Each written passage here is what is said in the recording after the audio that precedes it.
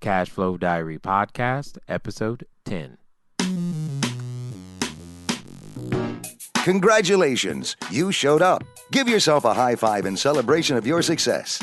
Welcome to the Cash Flow Diary, where new and experienced investors come to take confident action towards their goals. Your host is a family man, a real estate entrepreneur, investor, coach, and instructor. As a master facilitator of Robert Kiyosaki's Cash Flow 101 game, he's inspired many to begin their journey into creating cash flow for themselves and their family. And now, here he is to offer you the tools required to earn the income desired. Your cash flow coach, Jay Massey. Hello, listeners. It's time for another entry into the diary. Welcome to episode 10 of the cashflowdiary.com podcast. For those of you joining us for the first time, make sure you go over to our website, cashflowdiary.com. Get your free ebook, currently free ebook, Investing Made Easier Wholesaling. For those of you who don't already know, I started my investing career as a wholesaler, and what I've done is I've taken that and put it into an ebook complete with exercises and additional work pages that you can fill out and complete. And for those of you who do get that particular ebook, we will be holding a webinar series on wholesaling, and you will be the first to know and the ones allowed to attend.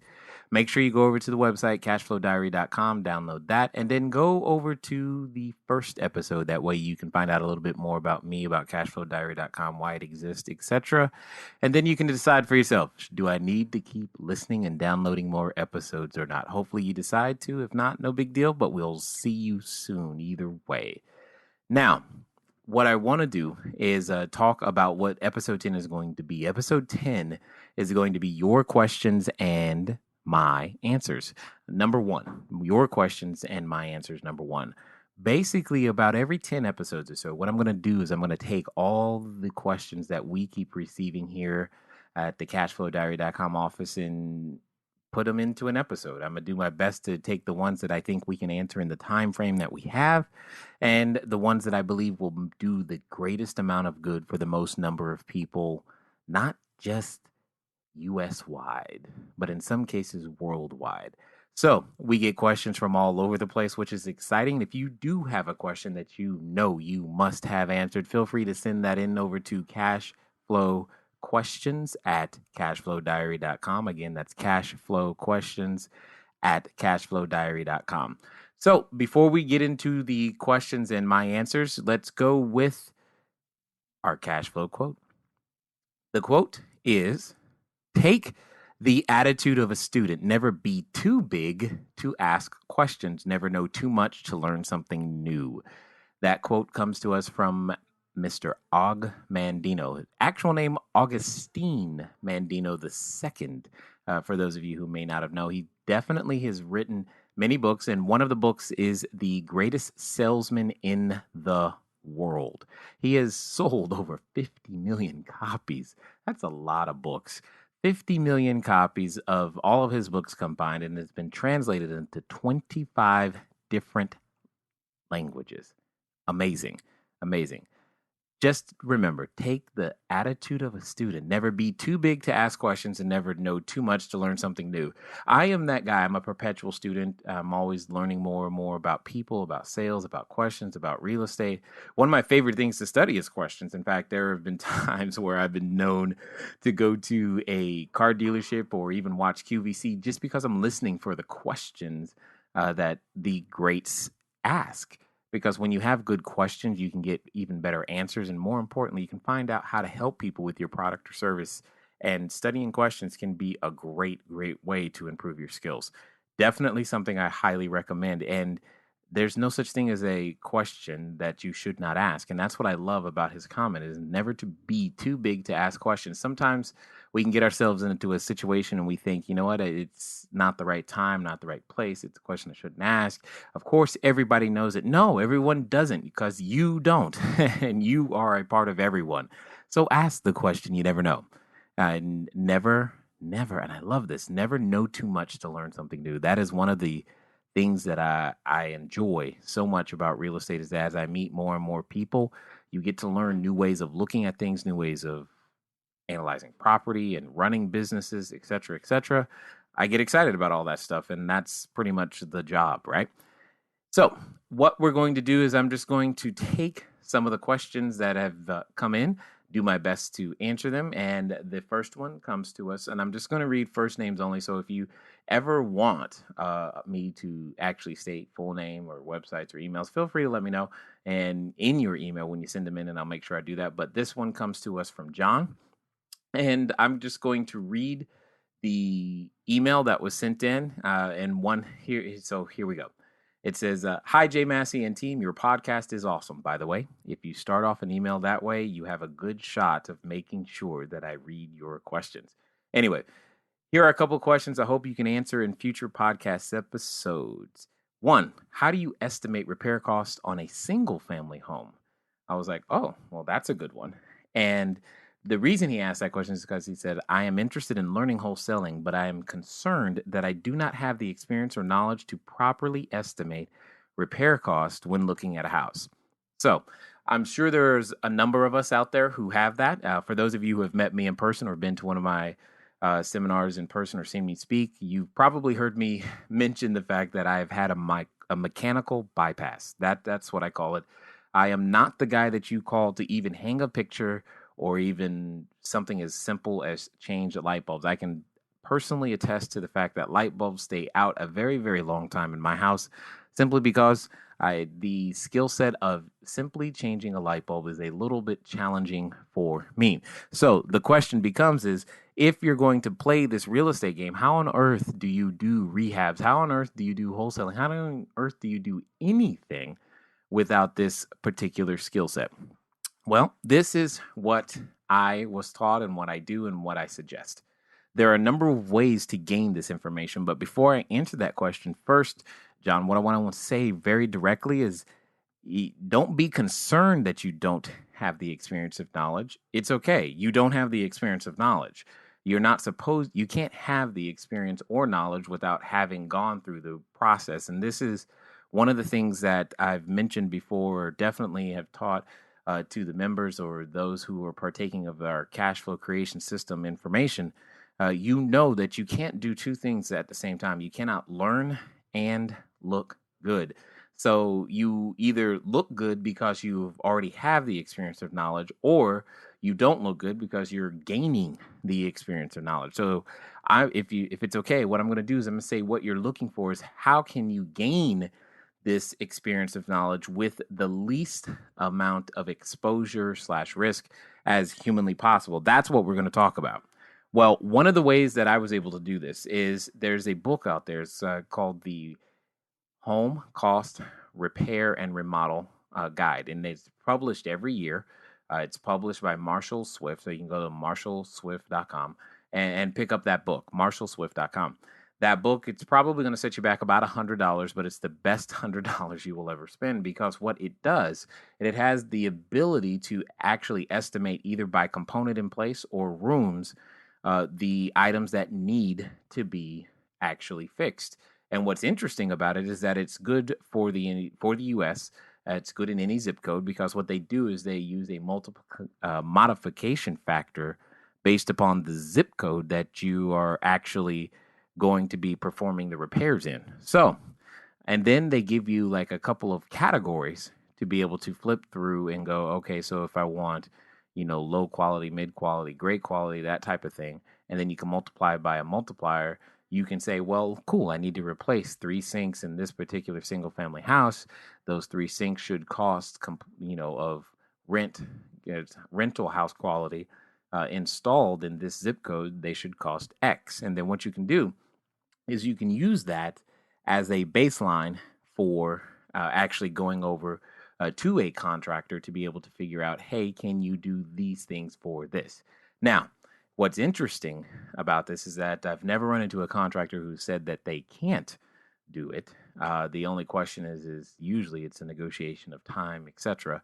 And then you also have to consider, depending on the size of the project, you may be involved with Davis-Bacon. If you're not familiar with Davis-Bacon and anything regarding that particular regulation, then it just means that you haven't done very, very large projects yet, probably, and you haven't involved city or government funds. But Even in those instances, you still have a good shot of using this as a guideline for what things should cost. So that's good. So that is one way. Another way is to, and this is one of the best things about real estate, is that you can always leverage, right? There's a wise gentleman out there named Pete Fortunato. He says things like, use what you have to get what you need so you can have what you want. Use what you have to get what you need so you can have what you want. So, what do you have? You have this particular property, right? Maybe you have it under contract. Maybe you have, maybe you've closed on it. I don't know. So you have this property, but what do you need? You need someone who has the experience of estimating these repairs or even actually executing and doing it. Well, there are many of those people. So maybe what happens is that you give something that they need in order for you to get what you need. And now, when I say that, don't think that means money all the time. Sometimes it could just mean that they want to understand how you did the deal. It could be knowledge, time, money, and credit. Those are typically the four components inside deals. And you can go through those in various different ways. But if you have one, you can usually leverage for the other or others in that case. So, in this particular case, what you're looking at is, hey, you've got the house. What you need is his or her knowledge. You put the two together so you can have what you want, which is usually, in this case, if we're talking about wholesaling, we're just talking about an estimate. But if you actually want to come out with a completed house, they probably can help with that too. So use what you have to get what you need so you can have what you want. That works out very, very well. If that doesn't work, Jen, what you do is you hire someone, a contractor, just simply to go around and you start following them. I mean, do whatever you can to just follow them everywhere you go, or everywhere they go, I should say, and use them over and over and over and over again until you get it, until you feel the rhythm, because there's no other way to gain experience except by going through the process of making the mistakes and not knowing what you don't know. But here's the caution. The question is whom do you wish to be inside your real estate business? I decided very, very early that I didn't have that skill set, nor did I want it. So I had the gift of not having it. Therefore, it makes it very, very easy for me to never be tempted to try to fix or estimate all these things on my own. I would rather have people who have been doing it for decades and use their knowledge, use their teams, use those things in order to have the best quality deal possible. So even if I'm not intending on keeping the property, I still want the best quality property because it'll be associated with my name, my brand, my whatever. And you want to make sure that your customer comes away with some of the absolute best product that you can provide. Sometimes that means not relying on your own experience. Okay. Here is another question. It says, what real estate educational resources gave you the foundation for your knowledge and the ability to take action in the beginning of your career? Well, there are many different pieces to that question. And then in my opinion, when it comes to, real estate investing, you've got to have many pieces. You've got to obviously have some specialized knowledge, as they talk about in Think and Grow Rich, and you definitely have to exercise that knowledge. So as what is mentioned in The Slight Edge by Jeff Olson, there's a time where for learning and there's a time for action. You got to put both together to be able to learn it. But one of the most important pieces, in my opinion, is environment or community. You've got to have that too. And when I got first started, there was an educational company out there that I attended that had those components all together. And in fact, that company still exists right now. They're under the name of Renatus, and I'm actually now an instructor for them, which is kind of interesting. But what is important to understand is that you must find a way into communities like that give you the ability and access to all of those components at the same time so that you can take advantage of what is called eustress. It's the exact opposite of distress. So eustress. Eustress simply means that it's that same thing that happens when you experience peer pressure. So if you're around a whole bunch of people who are learning the same things that you are, doing the same things that you are, and experiencing the same challenges that you are, but yet they're still succeeding, at some point you start to feel weird for not taking the actions that you see the other people around you taking. And what begins to happen is that you, in order to still quote unquote fit in, you start taking the same actions. And you want to put yourself in that environment as much as you possibly can. And that's kind of the idea behind the whole membership. That's kind of the idea behind the cash flow creation system. And for those of you who already know about it and who are there, you have access to that, and that's what we're building for an online environment as well, so that you have some of those things together. But there's no such thing, and please remember this: there's no such thing as ever ending your learning process. We are all forever evolving, forever learning, and I still continually am learning and reading, et cetera, et cetera. If you've been over to the website, you've seen, the virtual book club, and inside there, you see a number of the books that I've either read or am reading. And for those of you, again, who are members, you understand the discussions that we're having about those books as we each go through them, etc., so that you can gain and glean more from each of those books to be able to go deeper, further, and help yourselves become bigger, better, badder investors. So thanks, John, for your questions. Again, for those of you who also have questions, feel free to send those in to cashflowquestions@cashflowdiary.com. What we're going to do now is I'm going to go over the cash flow question from last time. I believe the question was, in what country is the island located that Madonna references in her song La Isla Bonita? Now, for those of you who speak Spanish, please forgive me. I did the best I could, right? And what country is the island that Madonna references in about her song La Isla Bonita? It was on her True Blue album, February 25th, 1987, and the country is none other than Belize. For those of you who have been over to our Facebook page, you've probably seen some of the photos, etc. I was there a little bit ago. Beautiful place. I cannot believe how beautiful this place is. I mean, you could take, a kid's toy camera, go over there and accidentally snap the shutter and be upside down, and you'd probably get a postcard. I mean, just from the photo that was out there, it is absolutely one of the most beautiful, colorful places that I have ever seen. The people were great, the food was great, the company was great. I mean, wow, it was just amazing. Anyway, this week's question.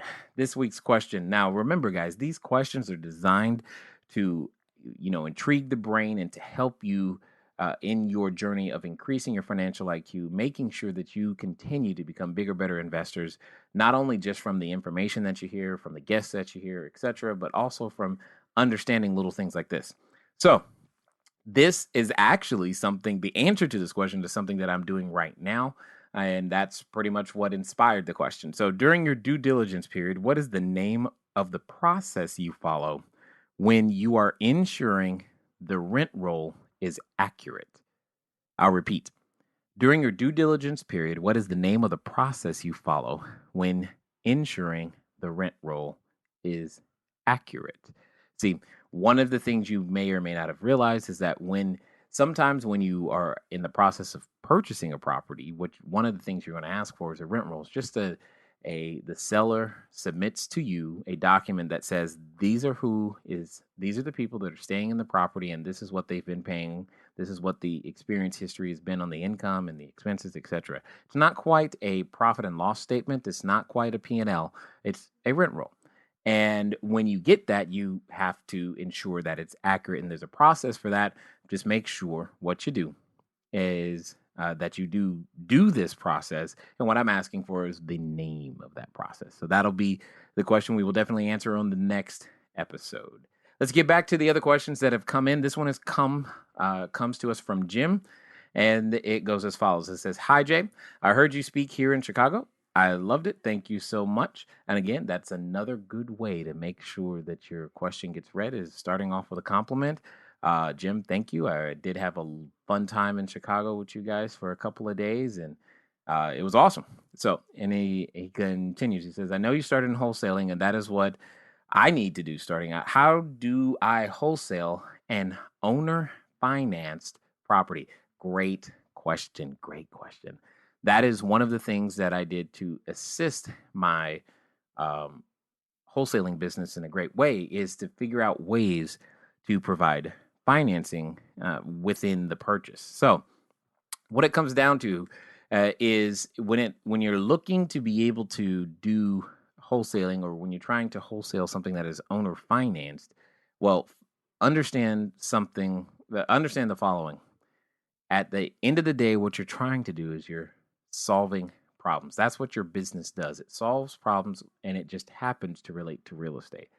So, in order to wholesale a owner finance property, you must negotiate with the seller what is known as non-recourse financing that does not, keywords here, that does not require the seller's approval of the actual end buyer. Now, this is all disclosed. We are always disclosing. Okay, there's nothing hidden. There's no trick. There's none of the sneaky stuff. It's all above board in writing, etc. You just got to let the seller know that this is how you do your business and that you will close. So long as the financing is non-recourse, which most seller financing is, not all, but most can be, especially if you negotiate it typically can be assumed and or sold to any other particular party or buyer. And it's just part of the transaction, but it's actually a very, very valuable part of the transaction when you think about it. Because if a property is priced properly for its condition, location, etc., that in and of itself doesn't mean that someone has the cash to pay for it. So there's always going to be some sort of financing involved. So even if you pay for it all cash, that's still a financing method. All right, because you're now paying an opportunity cost instead of an interest rate. So just keep that in mind. So when you're wholesaling an owner finance property, it's just the same thing. The transaction is the same. It's just that you have an additional thing to negotiate. Now you have to negotiate the terms of the owner carry. Is it going to be a note with a balloon? Is it going to be fully amortizing? Is it going to be interest only? Is it going to have monthly payments, quarterly payments? Are you going to have annual payments? When do payments start? Now, keep in mind that because you're negotiating owner financing, and just because banks like to receive money every 30 days, doesn't mean that that's what you have to negotiate. That may not always be what's in the best interest of the seller or the buyer. And you need to be in a position to ascertain that, understand it, so that you can, again, solve problems, because that's what we do. We solve problems. Thanks, Jim, for that question. Last question today comes to us from Lance. Lance, this is what he has to say. He says, thanks, Jay. I listened to all of your podcasts today. That's amazing. He listened to all of the podcasts today. Is wholesaling possible without doing yellow letters in the U.S.? And if you can't meet in person with your seller, how do you close a deal? Is there a way not to spend a lot on marketing and get in touch with sellers? Thank you, Jay. Okay, so here's the answers. One of the unique things, for those of you who have listened to the first episode, you already know this, but one of the unique things is that I was not afforded the opportunity of a marketing budget when I first started. I barely had the funds to eat. So that was just the reality of the situation. So everything that I've learned to do has to be darn near free or really close to free in order to make that happen. I have personally not used, yellow letters. I've tried direct mail for when I purchase notes, etc. And, that works. There's nothing wrong with it. It is, can be a little expensive. There's nothing wrong with yellow letters. So I want to state that first and foremost. Yellow letters work. And at the end of the day, it's all about what you're going to do. In fact, let me say this. Everything works, nothing doesn't. And what's most important, the best, here is the key. Here's the secret. I know some of you are thinking it. What is the absolute best marketing method? The best marketing method is the one that you're going to do consistently, period. I don't care if that means you tattoo on your forehead an 800 number and you walk around. That's fine. Someone will call you simply because they want to know, why on earth is this person walking around with a number on their forehead? Okay, here's the point. What you do is not as relevant as that you do to me. All right. So is wholesaling possible without doing yellow letters? Absolutely. No matter your location. But what is impossible is that if you don't tell anybody that you're looking to buy property, you never will. So you must have some method of getting in front of people who have the property that you are looking to purchase. Because as a wholesaler, your inventory is a contract, not the house. So if you have nothing under contract, you have nothing to sell. All right, so keep that in mind. So you must come up with a system, a way of making sure that people know that, hey, you're looking to buy property from them, whatever that is. Okay. And if you can't meet in person with the seller, that doesn't really matter to me, because remember, my investor identity is such that I don't need to see the person or the property, because there are other people who need to see the person or the property. I don't need to see you in order to buy a piece of property from you. In fact, I can count on like one hand the number of actual sellers that I've seen. In fact, I've never even closed any of my transactions, and I've done hundreds now in 8 different states, and we have hundreds of units in 5 different states. I've never, I can't remember a time. There might have been one where I've actually went to an escrow or a title company and physically signed the paperwork. Most of the time, I close via using FedEx or UPS or some sort of method that way. And there have been many times where I've closed transactions without ever meeting the seller or the property. In fact, there are many properties I still haven't seen. But that's, besides the point. And then I'm comfortable doing that. You may not be that comfortable, because I look at real estate as a um, very much through the eyes of a financial planner, because that's what I was. That's what I used to do a long time ago, right? Don't do that anymore. I'm not licensed anymore. None of those things. But when I look at it, I look at it as a stream of income. I don't need to see the property to analyze a stream of income. I do like to see the property to look for additional opportunities and additional um, warnings or threats. Those I liked. That's the reason I like to go see a property these days, not because I intend on doing the repairs myself or anything of that nature. So if you can't meet with a seller in person, in my opinion, that's okay. That's great. That means you can be more efficient. You can talk to more people. You can do a lot of business just in your car on the phone, or at home, or in Starbucks, or whatever coffee shop you prefer. So closing that deal just simply means you now have to do a closing, usually through FedEx or UPS or some sort of registered mail service. And you got to work with a title and or escrow company that understands what you're doing and that you don't have an intention of physically showing up. So you probably going to spend a grip load of money on notaries. At least I do. I know all about it. And that's pretty much what you're going to end up doing. And there's nothing wrong with that, but that's just one way of doing it. So, is there a way to not spend a lot on marketing and get in touch with sellers? Absolutely, Lance, because this is probably the most important thing that all of us can do more, and we all need to do more of, is that we must now develop a system for making it easy for people to understand that we want their business, and more importantly, we want their referrals. So, the way to not have to spend a lot of money on marketing is give other people a reason to market for you. So, for example, what does that mean? If you've completed a transaction with anyone and it went well, give them a reason to want to talk more about you in that transaction. Now, see, some people are naturally going to do it, which is great. And what ends up happening is that they start talking about that transaction to other people and their friends, and what happens, and they go, "Wow, how can I do that?" But because you didn't tell them, "Hey, if any of your friends or family members says something like, that they want to do this too, could you please send them to me?" Simply because you didn't say that, they don't think on their own to go, "Well, you need to call my guy or my gal, and I'm sure they can help you too."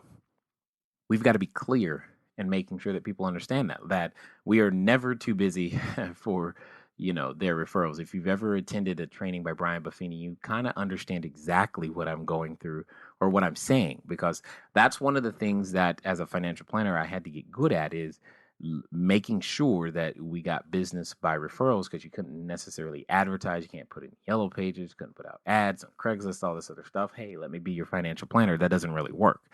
It had to come by referral. And that was what we must all become good at doing, more and more and more and more and more, so that we don't have to spend money on marketing, because we can't compete with the big guy who has the budget to spend money on a Super Bowl commercial or something of that nature. We have to figure out better ways to make that happen. And that we also have to understand our unique selling proposition, i.e., Why should someone sell their property to us as opposed to a realtor? What on earth are we bringing to the table? What problems are we solving? And if you focus on solutions to people's problems, people know people who have problems like themselves. And it becomes very, very easy to continually solve and brand yourself as a person who solves a particular type of problem. So, what ends up happening is that instead of you having to quote unquote get in touch with sellers, they start getting in touch with you and you become known as a problem solver. And that's the goal. You want to become known as the problem solver. One of the things that I like is that I'm known as a problem solver. One of the things that has happened to me in the past is, believe it or not, one of my sources for finding a property has become a local code enforcement because we're known for solving problems. So code enforcement calls us and says, hey, there's a problem over here with this particular property. Here's the owner, et cetera. Can you help? And it's only because we've solved other problems with properties and with the assistance of code enforcement. And the code enforcement isn't an enemy; they can be your greatest friends. Same thing with the anti-neglect or fire departments, etc. These individuals are charged with keeping their city safe and clean, etc., and making sure properties look, relatively decent. Well, you could become that very person that's known as making their properties always look relatively decent. And here's a secret. Those properties, you can pick them up really, really, really cheap. So keep that in mind as you're going out there. Hopefully, Lance, that answers your questions. And I'm sure it answers a few more questions for a few more people out there. Anyway, that's all the time we have all the time we have for the questions at this moment. Again, if you've got questions, you want them answered, feel free to send those in to cashflowquestions@cashflowdiary.com. My final comment is actually another quote about questions, and it comes to us from the management expert himself, Mr. Peter Drucker.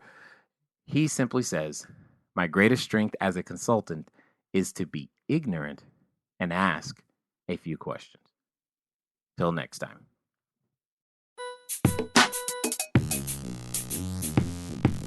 Thank you for investing your time with Jay Massey and the Cash Flow Diary. When you have a moment, please visit iTunes and leave a positive comment about the show. And go now to our website, cashflowdiary.com, to take advantage of our free business building course, Cash Flow Foundation. Gain the knowledge, understanding, and skill that will teach you how to never need a job again. Until next time.